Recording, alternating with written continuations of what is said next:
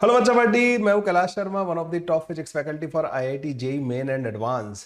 तो बच्चों, आज मैं आप लोगों के लिए ईएमआई का, जिसे इलेक्ट्रोमैग्नेटिक इंडक्शन बोलते हैं, उसका एक बहुत इंपॉर्टेंट कॉन्सेप्ट है, that is the mutual inductance.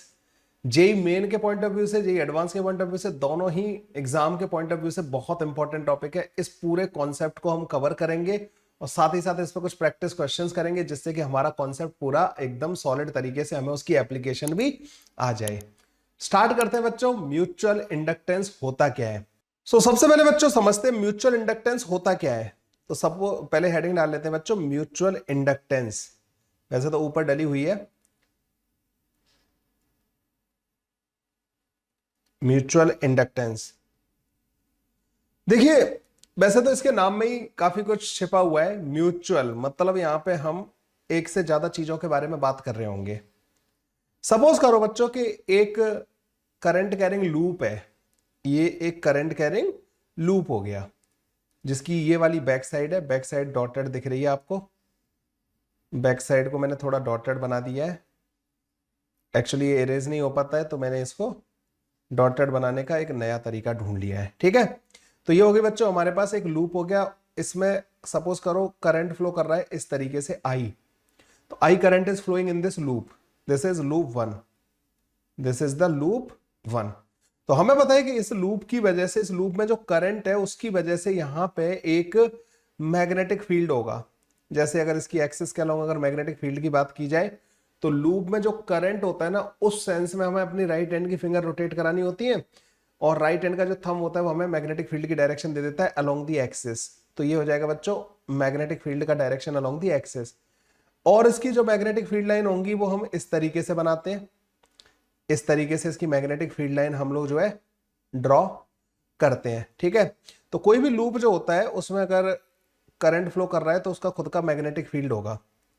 तो सपोज करो हमने इस तरीके से इसकी मैग्नेटिक फील्ड लाइंस ड्रॉ कर दी, ये इस लूप की मैग्नेटिक फील्ड लाइंस हो गई। तो इसने अपनी सराउंडिंग में मैग्नेटिक फील्ड प्रोड्यूस कर रखा होगा, because current is flowing through this loop. अब अगर मैं यहां पे कहूं कि यहां पे मान लीजिए कोई एक और लूप है, इसके पास में रखा हुआ है, एक दूसरा लूप है जो इसके पास में रखा हुआ है। Suppose this is that other loop. तो ये वाला लूप बच्चों इसके पास में यहां पे रखा हुआ है। अब इस वाले लूप में क्या होगा बच्चों, आप यहां पे एक चीज देख पा रहे होंगे कि ग्रीन वाले लूप से भी फ्लक्स पास हो रहा है। जो हमारा येलो वाले लूप में जो करंट है ना, उसका जो फ्लक्स है वो ग्रीन वाले लूप से पास हो रहा है। आप यहां पे क्लियरली देख पा रहे हो आप। ठीक है, तो यहां पे हो क्या रहा है बच्चों कि ग्रीन वाले लूप से फ्लक्स पास हो रहा है, और इसको हम बोल रहे हैं लूप टू। तो जो लूप टू है बच्चों, उससे एक फ्लक्स एसोसिएटेड है because of the current in the loop one. तो लूप वन में करंट होने की वजह से लूप टू से एक फ्लक्स पास होगा। ये जो फ्लक्स होता है ना बच्चों, flux through the loop two, flux through the loop two, ये फ्लक्स जो है बच्चों लूप वन के करंट के डायरेक्टली प्रोपोर्शनल होगा। तो जो लूप वन में जो करंट है ना, जिसको हम अब I1 बोल देंगे, क्योंकि यहां पे दो लूप आ गए ना, तो एक में I1 बोल देंगे। तो इस वाले जो लूप में जो फ्लक्स होगा वो इस वाले लूप के करंट के डायरेक्टली प्रोपोर्शनल होता है। ओके, यहां पे बच्चों हम प्रोपोर्शनलिटी कांस्टेंट यूज कर लेते हैं। तो फ्लक्स इन टू जो होता है वो mutual inductance of two with respect to one into I1 के बराबर होता है। तो ये होता है बच्चों रिलेशन फ्लक्स और करंट में, जो कि लूप वन के करंट की वजह से लूप टू में जो फ्लक्स होगा। इसको हम उल्टा करके भी देख सकते हैं। मान लो इस ग्रीन वाले में करंट फ्लो कर रहा होता, तो इसकी भी मैग्नेटिक फील्ड लाइन आती बच्चों सिमिलर तरीके से। अब I1 नहीं है बच्चों ना, लूप वन में कोई करंट नहीं है, लूप टू में करंट फ्लो कर रहा है। लूप टू में कितना करंट फ्लो कर रहा है, I2 के बराबर। तो लूप टू में जो करंट होगा उसकी वजह से मैग्नेटिक फ्लक्स जो है पास होगा लूप वन से। सिमिलर टाइप की मैग्नेटिक फील्ड लाइन आएंगी बच्चों। ठीक है, तो अगर लूप वन में करंट नहीं होता और लूप टू में करंट होता I2, तो लूप वन से I2 की वजह से, लूप टू के करंट की वजह से एक फ्लक्स पास होता। तो वो जो फ्लक्स होता ना, जो लूप वन में जा रहा होता, उसको हम बोल रहे हैं φ1, और वो बच्चों डायरेक्टली प्रोपोर्शनल होता लूप टू के करंट के, वो I2 के प्रोपोर्शनल होता। तो ये जो φ1 है ना, इसको हम लिख देते हैं m mutual inductance of one with respect to two into I2 के बराबर। चाहो तो बच्चों तुम जो है इसमें करंट मानो, इसमें फ्लक्स लिखो, इसमें करंट मानो, इसमें फ्लक्स लिखो, ठीक है। इनमें आपस में एक दूसरे की वजह से फ्लक्स इंड्यूस होंगे, मतलब इन दोनों में एक दूसरे की वजह से फ्लक्स होंगे। एक में करंट होगा, दूसरे में फ्लक्स होगा, इसमें करंट होगा तो इस वाले में फ्लक्स होगा। इस वाली बात में कोई परेशानी नहीं। अब हम यहाँ पे देख रहे हैं M21 और M12, ये क्या है बच्चों? एक थ्योरम होती है रेसिप्रोसिटी थ्योरम, ठीक है। इसके प्रूफ में हमें जाने की जरूरत नहीं है, इसकी रिक्वायरमेंट भी नहीं है बच्चों, ठीक है। तो एक थ्योरम होती है रेसिप्रोसिटी थ्योरम, बस ये हमारा काम आसान कर देती है। मैं बता रहा हूं कि कभी ऐसी इसकी रिक्वायरमेंट नहीं हुई इसके प्रूफ वगैरह की ना, बस हमारा इससे काम आसान हो जाता है। ये कहती है कि जो M12 लिखा है ना आपने या M21 लिखा है, ये दोनों आपस में बराबर होते हैं और इसको बोल देते हैं mutual inductance of this combination, ठीक है। ये बच्चों इसका म्यूचुअल इंडक्टेंस पूरे कॉम्बिनेशन का बन जाता है। तो अब हमारा काम आसान हो गया ना। अब हमें दो दो कांस्टेंट के साथ डील करने की जरूरत नहीं है। इस M को बोला जाता है बच्चों म्यूचुअल इंडक्टेंस, ठीक है। इसको म्यूचुअल इंडक्टेंस बोला जाता है। अब हमें इसकी टेंशन लेने की जरूरत नहीं है कि म्यूचुअल इंडक्टेंस फाइंड करने के लिए हमें इसमें करंट मानना है, उसमें करंट मानना है। किसी एक में करंट मानो, दूसरे में फ्लक्स लिखो। अब आप इसको ऐसे लिख दोगे ना, जैसे फ्लक्स इन 2 लिखना है आपको, तो आप इसको डायरेक्ट लिख दोगे MI1 के बराबर होगा। फ्लक्स इन लूप 1 लिखना है आपको, तो आप इसको M×I2 के बराबर लिख दोगे। लो जी, अब आपको दो दो वेरिएबल, दो दो कांस्टेंट के साथ डील करने की जरूरत नहीं है। ये जो म्यूचुअल इंडक्टेंस होता है ना बच्चों, इसका यूनिट हेनरी होता है, ठीक है। तो SI unit of mutual inductance, SI unit of mutual inductance is Henry, ठीक है। स्पेलिंग एक बार चेक कर लेना, हेनरी करके इसको लिखा जाता है, ठीक है बच्चों, क्लियर है। तो म्यूचुअल इंडक्टेंस ऑफ, मतलब म्यूचुअल इंडक्टेंस इस कॉम्बिनेशन का पता लग जाएगा।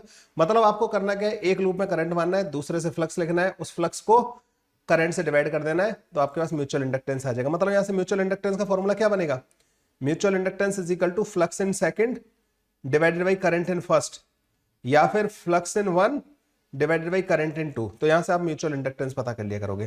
तो आपने जो भी अपने अकॉर्डिंग जिसमें भी करंट माना है उसके हिसाब से दूसरे वाले में फ्लक्स लिखो और पहले वाले में करंट से डिवाइड कर दो, पहले वाले के करंट से दूसरे वाले के फ्लक्स को डिवाइड कर दो, you will get the mutual inductance. अब ये इंडक्टेंस वर्ड क्यों आ रहा है? बेसिकली होता क्या है बच्चों कि अगर लूप 1 का करंट बदलना चालू हो जाए, मतलब ना ये वेरिएबल अगर हो, तो लूप 2 में जो फ्लक्स है वो लूप 1 के करंट पे डिपेंड कर रहा है। तो बच्चों लूप 1 का अगर करंट बदलेगा तो लूप 2 के अंदर EMF इंड्यूस हो जाएगा। ये होता है बच्चों इसका म्यूचुअली मतलब EMF इंड्यूस कर रहे हैं ना, ये वाला, इसमें करंट वेरी कर रहे हो, इसमें EMF इंड्यूस हो रहा है, इसमें करंट वेरी करोगे, इसमें EMF इंड्यूस होगा। तो इस वाली चीज को बच्चों हम अगले पेज पे बात करते हैं। Induced EMF due to mutual induction, induced EMF due to mutual induction, induced EMF due to mutual inductance. Okay, तो अब जैसे बच्चों मान लीजिए कि लूप 1 में करंट फ्लो कर रहा है, लूप 1 बना लेते हैं बच्चों यहां पे, और एक लूप 2 बना लेते हैं, ठीक है। यहां पे हमने लूप 2 भी बना लिया। इस लूप 1 में करंट फ्लो कर रहा है बच्चों I1, और जो I1 है ना बच्चों वो फंक्शन ऑफ टाइम दे रखा है। If I1 is function of time, time के साथ बच्चों ये वेरी कर रहा है I1, तो हमें पता है कि जो फ्लक्स होगा ना इन 2 वो M×I1 के बराबर होगा। ये भी बच्चों वेरिएबल आ जाएगा, नहीं आ जाएगा? फ्लक्स इन 2 ये वेरिएबल आ गया हमारे पास, इस वाले लूप में जो फ्लक्स आ गया ना वो वेरिएबल आ जाएगा। तो इसमें एक EMF इंड्यूस होगा, तो EMF इन लूप 2, तो लूप 2 में जो EMF होगा ना बच्चों माइनस का d∅2 डिवाइड बाई dt के बराबर होगा, है ना। This is our loop 1 and this is our loop 2। तो EMF इन लूप 2 जो होगा वो माइनस का d∅2 बाई dt के बराबर होगा। तो EMF in loop 2 comes out to be minus का M dI1 divided by dt के बराबर आ जाएगा, ठीक है। अगर आपको EMF इन लूप 1 पूछा है, EMF इन लूप 1 अगर आपसे कोई पूछ रहा है तो माइनस का M dI2 divided by dt के बराबर आ जाएगा। मतलब ये हुआ कि अगर सेकंड वाले लूप में करंट वेरिएबल होगा तो पहले वाले लूप में EMF इंड्यूस होगा, और अगर बच्चों पहले वाले लूप में करंट वेरिएबल होगा तो सेकंड वाले लूप में ईएमएफ इंड्यूस होगा, इसीलिए इनको म्यूचुअल इंडक्शन बोलते हैं। ठीक है, एक की वजह से दूसरे वाले में ईएमएफ का इंड्यूस होना। अब इसकी इंफॉर्मेशन से क्या क्या पता कर सकते हैं, किस टाइप के क्वेश्चन होते हैं इस पे, इन क्वेश्चंस के बारे में बात करेंगे। सबसे पहले यहाँ पे ये इंपॉर्टेंट चीजें क्या क्या है बच्चों ना, उनको समझने की कोशिश करो। ये म्यूचुअल इंडक्टेंस कई सारी चीजों पर डिपेंड करेगा, ये लूप कैसे रखे हुए हैं है ना, इनकी प्लेसिंग पर डिपेंड करेगा। बेसिकली म्यूचुअल इंडक्टेंस, जितना ज्यादा फ्लक्स दूसरे वाले से पास होगा उतना ज्यादा म्यूचुअल इंडक्टेंस होगा। मतलब इसमें करंट की वजह से जितना ज्यादा फ्लक्स दूसरे वाले लूप से पास होगा, म्यूचुअल इंडक्टेंस उतना ज्यादा होगा इनका, है ना। तो म्यूचुअल इंडक्टेंस इनकी प्लेसिंग पे डिपेंड करता है, सराउंडिंग मीडियम पे डिपेंड करता है। अगर सराउंडिंग में कोई फेरोमैग्नेटिक मीडियम आ जाए तो बच्चों वो मैग्नेटिक फील्ड की वैल्यू को बढ़ा देगा, तो ज्यादा फ्लक्स पास होगा, तो म्यूचुअल इंडक्टेंस थोड़ा सा बढ़ जाएगा उससे। ठीक है, तो सराउंडिंग मीडियम पे डिपेंड करता है, इनकी शेप वगैरह पे तो डिपेंड करेगा ही करेगा, और इनकी प्लेसिंग पे डिपेंड करता है, इन चीजों पे और डिपेंड करता है ये ना म्यूचुअल इंडक्टेंस। तो म्यूचुअल इंडक्टेंस की डेफिनेशन, म्यूचुअल इंडक्टेंस का कॉन्सेप्ट, और ये म्यूचुअल इंडक्शन क्या होता है, मतलब कितना ईएमएफ इंड्यूस होगा एक लूप की वजह से दूसरे लूप में, ये सारी बातें आई होप आपको समझ में आ गई होंगी। यहां पर बच्चों एक बहुत ही इंपॉर्टेंट केस बनता है, हम क्वेश्चंस पर मूव करने से पहले इस वाले केस को और हम स्टडी करना चाहेंगे। इसको बोल देता हूं बच्चों स्पेशल केस। ओके,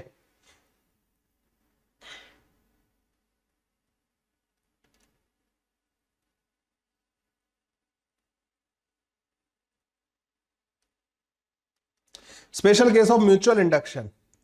इसमें क्या हो रहा है बच्चों, इसमें बच्चों एक बहुत ही बस एक फॉर्मूला है, बहुत काम का फॉर्मूला है, उसको ध्यान में रखिएगा। कई बार क्या होता है कि दो लूप एक दूसरे के पास में रखे रहते हैं। सपोज करो ऐसे एक कॉइल है और एक कॉइल और इसके बिल्कुल पास में रखा हुआ है, ये एक कॉइल हो गया, एक कॉइल इसके पास में रखा हुआ है। तो अब इसकी वजह से इसमें इंडक्शन आएगा। ठीक है, इसमें मान लो करंट फ्लो कर रहा है I1, ऐसे जा रहा है, तो उसका कुछ फ्लक्स बच्चों इससे पास हो रहा होगा।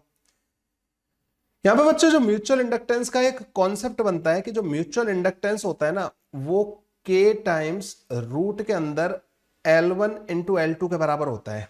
What is L1 and L2, ये तो कोई नई चीज लग रही है ना, तो ये भी मैं आपको बता देना चाहता हूं।